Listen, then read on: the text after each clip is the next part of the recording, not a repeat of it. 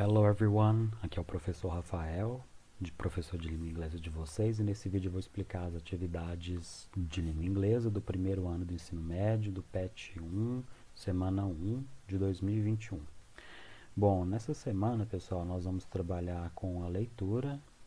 Na verdade, durante todo esse estudo remoto, porque a leitura, pessoal, é uma habilidade que, além de vocês poderem estudar em casa sem grandes problemas, é uma habilidade também que faz com que vocês aprendam vocabulário, gramática em contexto. Okay? Vocês acabam automaticamente adquirindo vocabulário porque vão tendo contato com aquelas palavras com frequência e acabam absorvendo elas e vendo em que contexto elas são utilizadas. A mesma coisa a gramática, vocês veem em contexto como que a gramática é utilizada, como que a estrutura da língua funciona em contexto. E o objeto de conhecimento dessa semana, pessoal, são os direitos humanos. Então é interessante a gente já pensar aqui nessa introdução, porque o que vocês sabem sobre os direitos humanos? Tudo isso vai ser importante para vocês. Vocês sabem que em determinado momento das atividades vocês vão ter que fazer uma leitura em inglês. Então, o conhecimento prévio é muito importante para ajudar vocês a entenderem sobre o que será falado. Bom, pessoal, eu vou começar com a explicação gramatical, porque vocês vão acabar tendo que utilizar ela.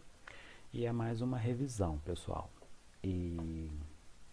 Então espero que vocês aproveitem bastante. Lá no Google Forms eu vou deixar outros vídeos explicativos de outros professores da internet, aí, professores famosos e com excelentes explicações. Então o Simple Past, pessoal, primeiro vamos pensar, antes da gente pensar na estrutura dele, vamos pensar quando utilizamos ele.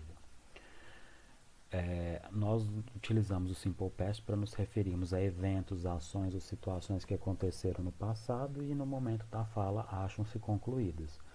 Quando o fato ocorreu pode ser expresso ou apenas subentendido. Então aqui nós temos um exemplo de dois colegas de trabalho que um perguntou para o outro, Did you write this? E o outro diz, No, I didn't, but I saw the email this morning. Então são situações que já aconteceram, que encontram-se concluídas. Esse aqui está surpreso por ver que algo foi escrito, então, ou seja, já foi escrito e enviado por e-mail. E o outro diz que não escreveu, mas que ele viu esse e-mail. Então, tudo isso já aconteceu, já foi finalizado. Parece óbvio, pessoal, mas é porque tem outros tempos verbais em inglês que são tempos do passado, mas que tem um uso diferente. Bom, então como é formada a forma afirmativa do Simple Past, pessoal? Enquanto vocês estão assistindo esse vídeo, vocês podem ir respondendo em casa, pausando o vídeo e depois só verificando se acertaram. Então, o sujeito mais verbo no Simple Past. Então, nós sabemos os sujeitos, né? Work. I, you, he, she, it, we, they, worked. Então, basicamente, pessoal, então, é uma coisa interessante que no passado, no inglês, pessoal, só tem uma conjugação. Olha que maravilha. Então, é a mesma conjugação para todos os pronomes, todas as pessoas. Então, live, lived. Smoke, já termina em E, então, smoked. Play, played. Watch, watched.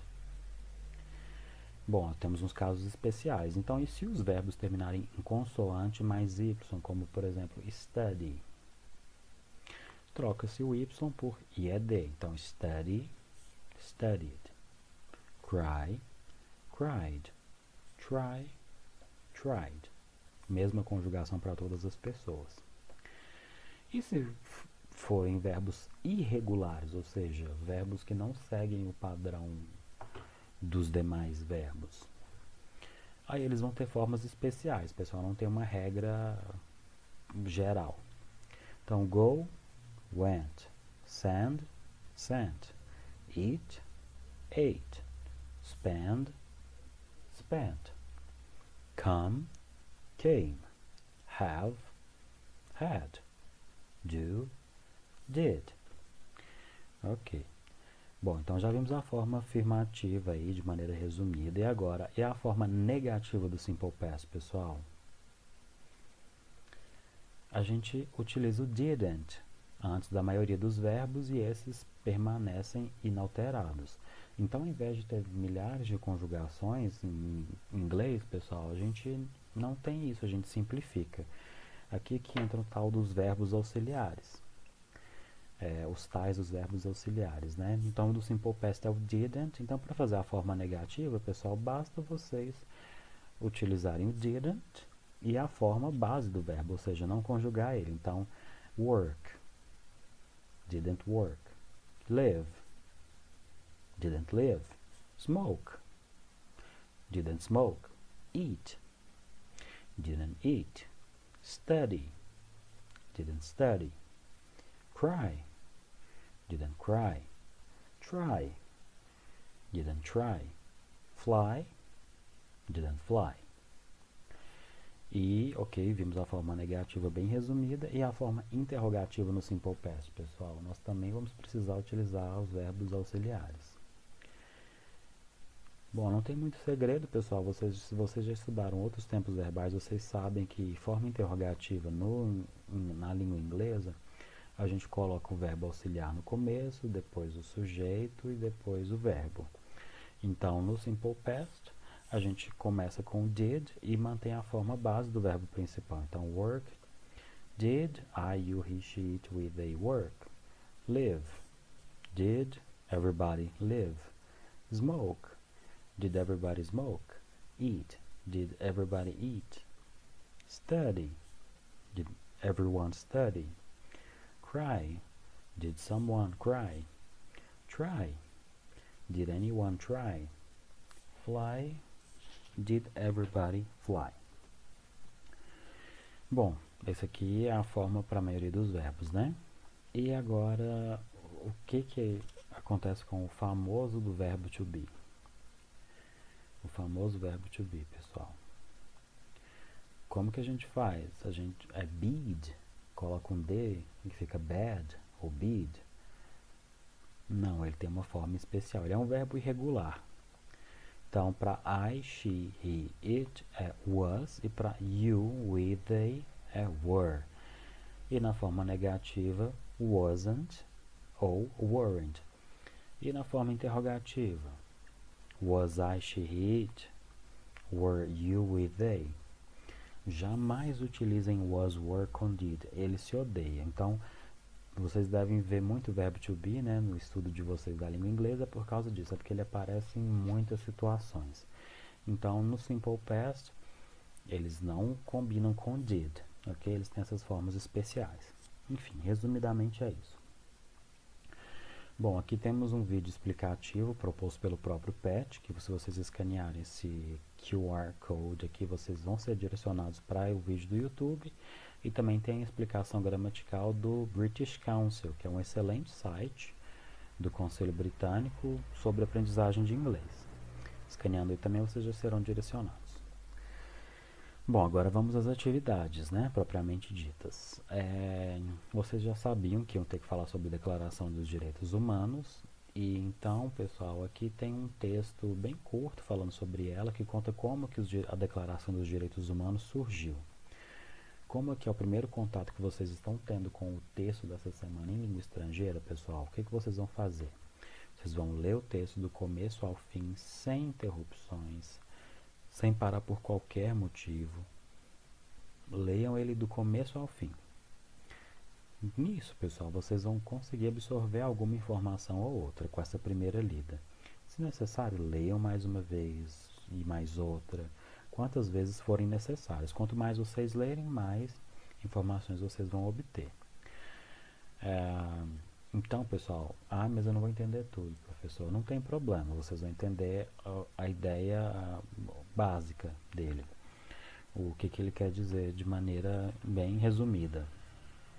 Ok? A gente já sabe que vai falar como que a Declaração dos Direitos Humanos surgiu. Depois da primeira lida, pessoal, vocês podem utilizar os recursos disponíveis, ok? Como dicionários, tradutores. Mas vamos ver para que vocês vão utilizar esse texto, né? Além de obter informação, para que mais vocês vão utilizar? Aqui nós temos a Declaração Universal de Direitos Humanos e aqui temos os símbolos que representam cada um dos direitos humanos E aqui também sugere que vocês identifiquem os cognatos e consultem também outros materiais como dicionários e o vocabulário proposto pelo PET. Então, pessoal, as imagens, tem aquele ditado, né? Uma imagem vale mais do que 1000 palavras. Esse ditado faz muito sentido.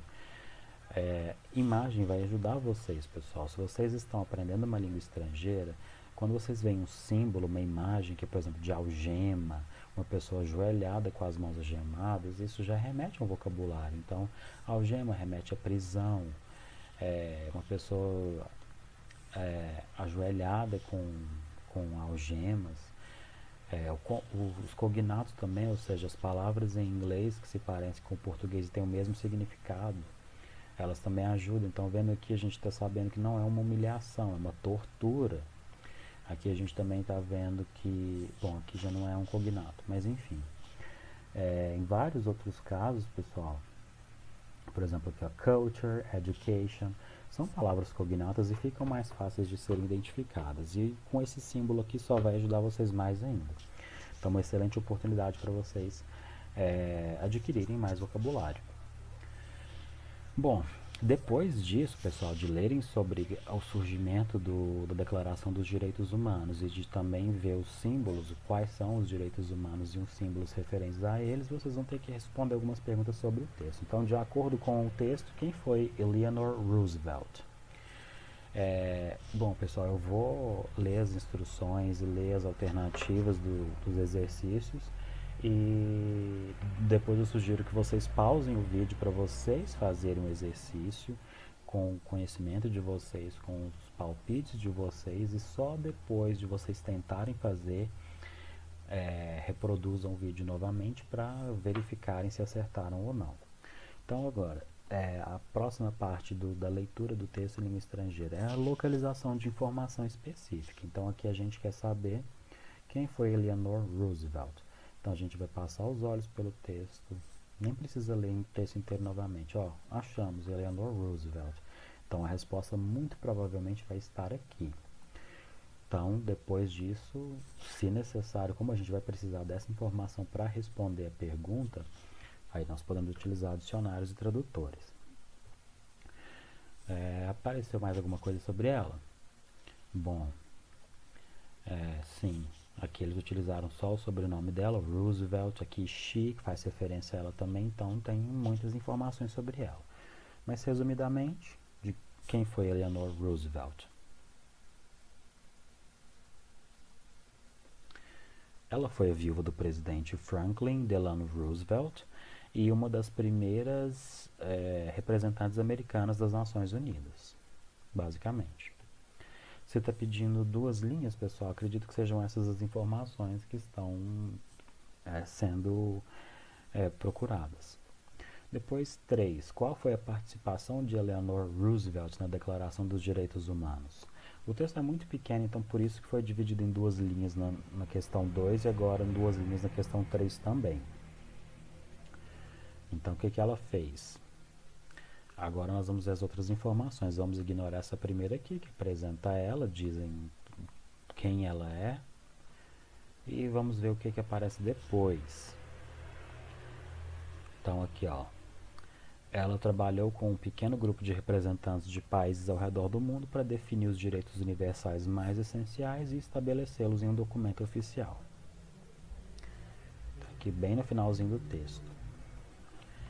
Ok, 2 perguntas sobre o texto, tranquilo. Agora, pessoal, para enriquecer o vocabulário de vocês e para trabalhar a gramática também, a questão 4 pede que vocês releiam o texto, circulem, façam um glossário com os verbos que aparecem nele, listando-os na forma infinitiva, no simple past e a tradução em português, de acordo com o contexto. Então aqui tem um exemplo para vocês. Os verbos na forma infinitiva no inglês, pessoal, começam com to. É o verbo sem conjugação precedido de to. E aí no simple past, geralmente, na maioria dos casos, nós vamos acrescentar ed, mas lembrem-se que tem verbos irregulares e a tradução livre. Então, outros verbos que apareceram foram to encourage, to can, to be, to become, to work, to urge. E quais são os significados deles? Encouraged, could, was, were, became, worked, urged. E a tradução? Encorajou, estimulou, pôde, conseguiu, foi, esteve, tornou-se, trabalhou e incitou. Aqui, pessoal, por questão de espaço, eu coloquei somente na terceira pessoa, mas para que vocês utilizem esse conhecimento que vocês acabaram de adquirir, pessoal, façam exemplos pessoais. A conjugação é a mesma, lembram? Para todas as pessoas, I, you, she, he, it, we, they, todos, essa a forma, pessoal. Não tem mais uma conjugação. Ok? Então, para que vocês fixem o vocabulário, eu sugiro que vocês façam isso utilizando exemplos reais. Bom, então, nessa semana são somente essas as atividades. Se vocês tiverem qualquer dúvida, me procurem pelo Google Classroom ou por WhatsApp. Thank you so much for watching. Until next time.